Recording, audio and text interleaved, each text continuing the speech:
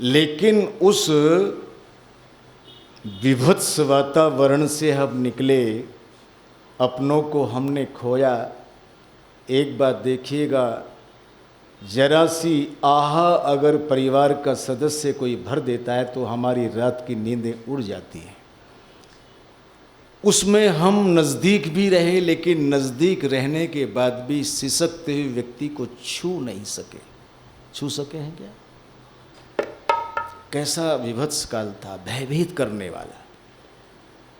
लेकिन जो रहे हैं, मैं भगवान की महती कृपा मानता हूँ वो दीर्घ जीवी हों और फिर कभी हमें इस दौर से न गुजरना पड़े। इसलिए इन यज्ञ की परिपाटियों को, वेदों के पठन पाठन को, अच्छे कार्यों को हमें गति देनी ही चाहिए।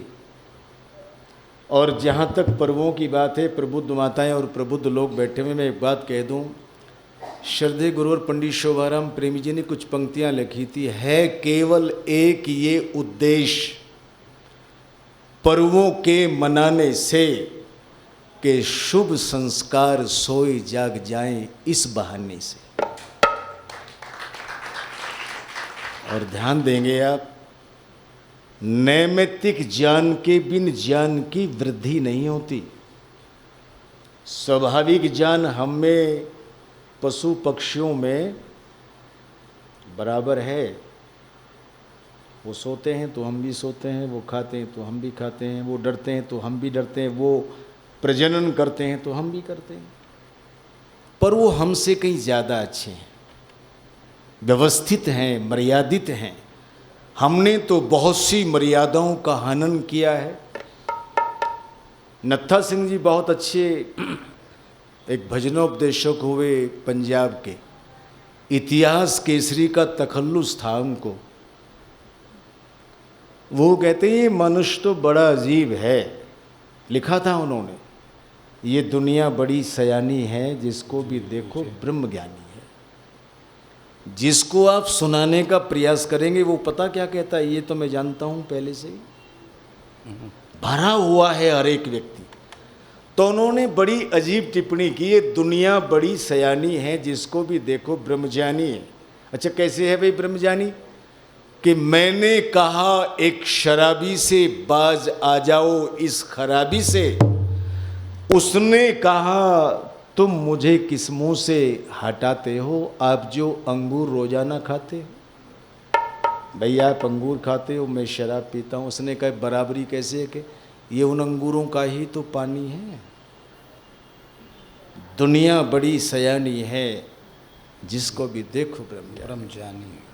चोर से भी पूछो तो यही कहता है, चोरी करने में मज़ा रहता है।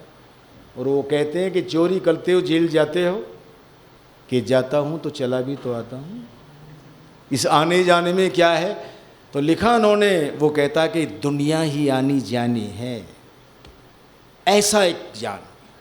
पर उन्होंने लिखा नैमित्तिक ज्ञान के बिन ज्ञान की वृद्धि नहीं होती। सीखने वाला जिज्ञासु ही सीखेगा सिखाने से, कि शुभ संस्कार सोए जाग जाएं इस बहाने से। सुनो देखो विचारो आचरण में फिर उसे धारो। सुनो देखो विचारो आचरण में फिर उसे धारो।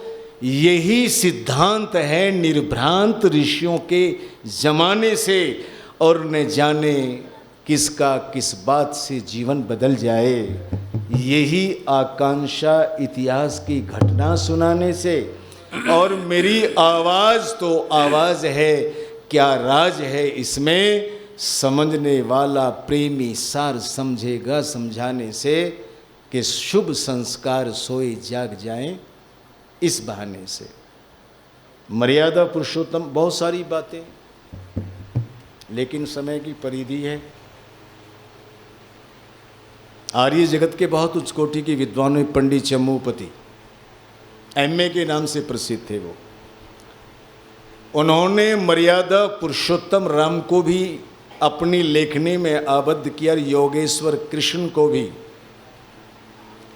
मर्यादा पुरुषोत्तम राम के लिए वो कह रहे हैं कि मर्यादा पुरुषोत्तम राम का जीवन आर्यत्व से भरा हुआ जीवन, और वो ऐसा विशाल सरोवर। एक व्यक्ति ने कहा मर्यादा पुरुषोत्तम राम को महानतम भी बता रहे हो, और जब उपमा देने लगे हो तो सरोवर की, सागर की उपमा आपने क्यों नहीं दी? क्योंकि राम तो महान थे।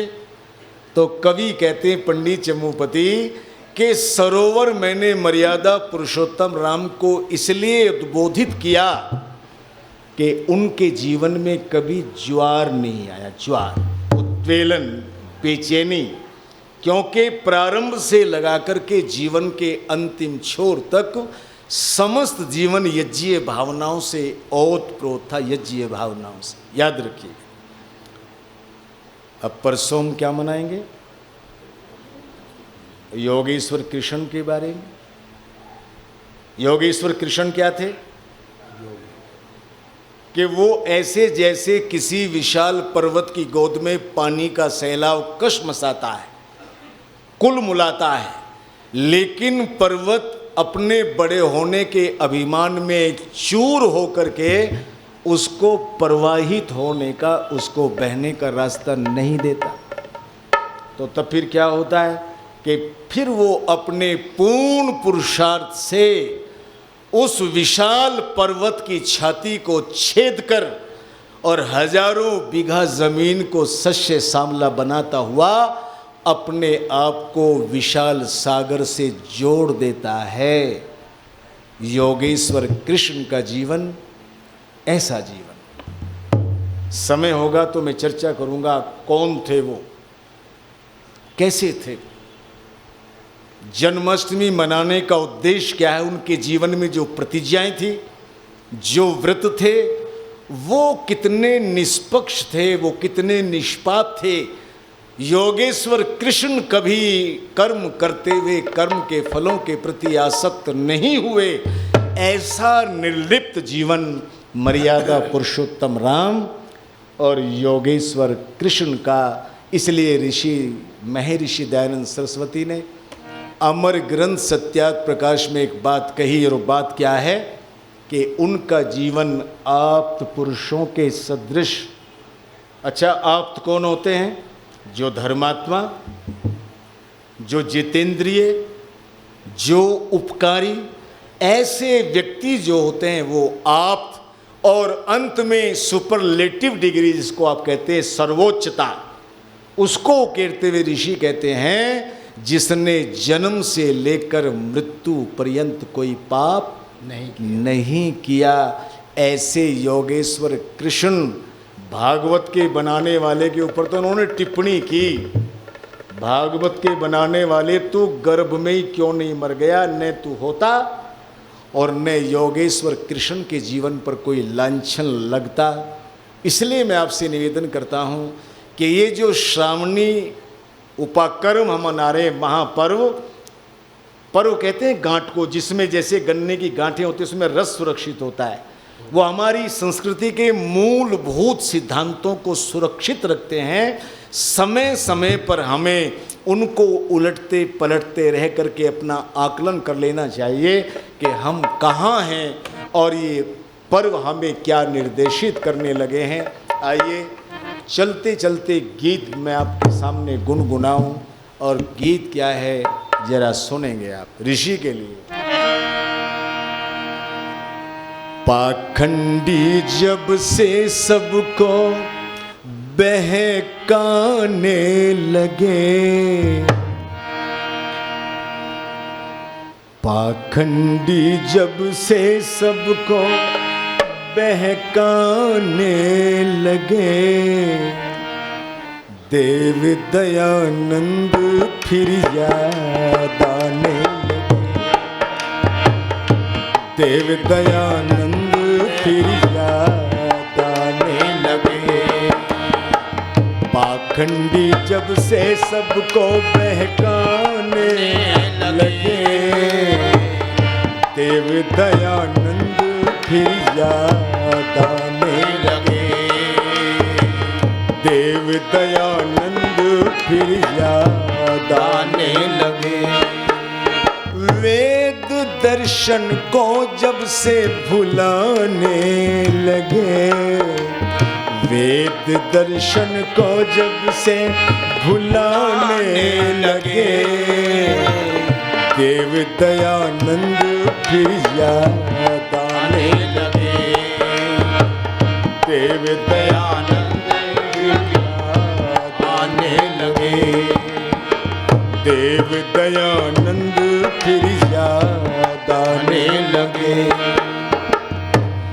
शिव के मंदिर से मुंह वो चला मोड़ कर, शिव के मंदिर से मुंह वो चला मोड़ कर,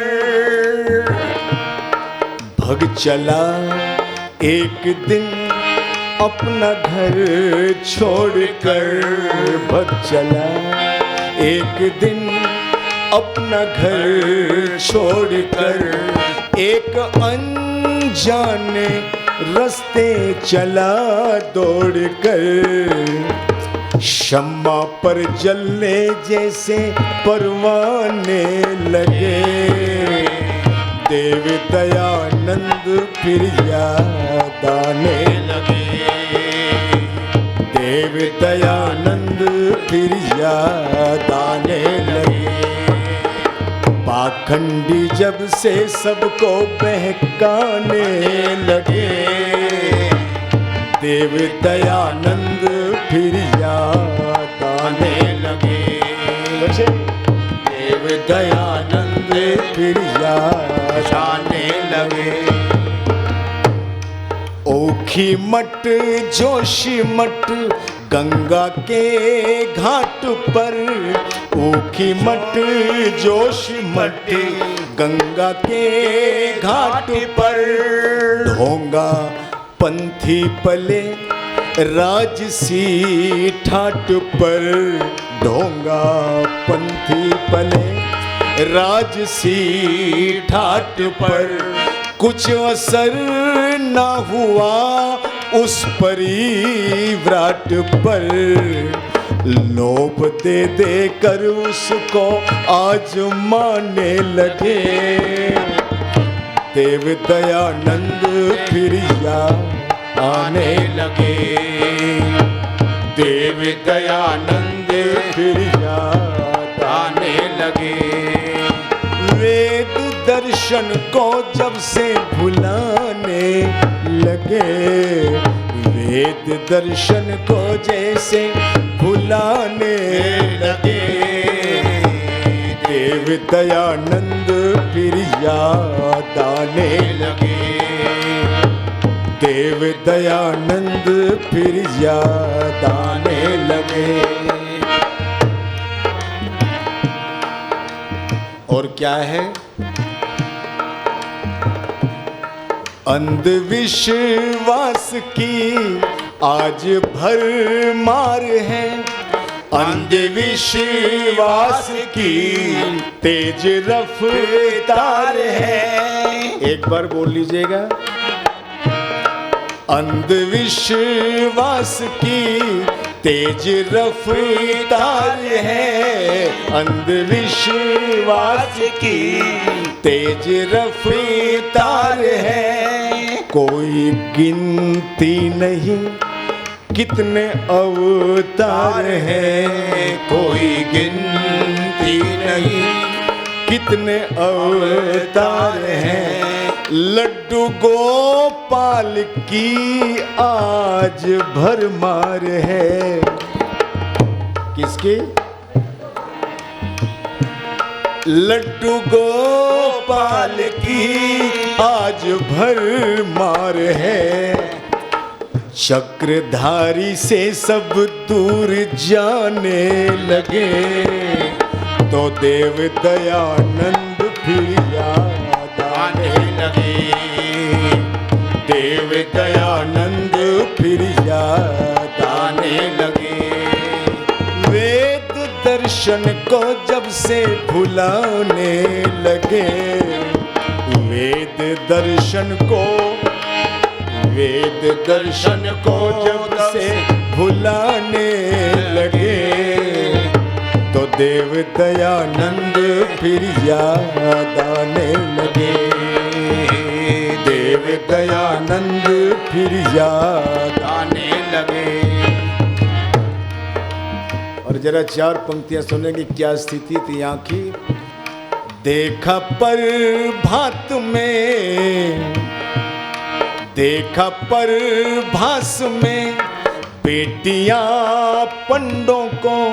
प्रभास था जहां कल सोमनाथ का मंदिर है, बड़ा विशाल नगर। क्या होता था वहां जब स्वामी जी पहुंचे। देखा पर भास में बेटियां पंडों को, देखा पर भास में बेटियां पंडों को, देते संकल्प में धार्मिक संडों को, देते संकल्प में धार्मिक संडों को। ना समझते थे धूर्तों के हथकंडों को, वो कोठों पर उनको बैठाने लगे। तो देव दयानंद फिर याद आने लगे, देव दयानंद फिर याद आने लगे। दर्शन उपनिषद को जब भुलाने लगे, दर्शन उपनिषद को जब भुलाने लगे, तो देव दयानंद फिर याद आने लगे, देव दयानंद फिर याद आने लगे।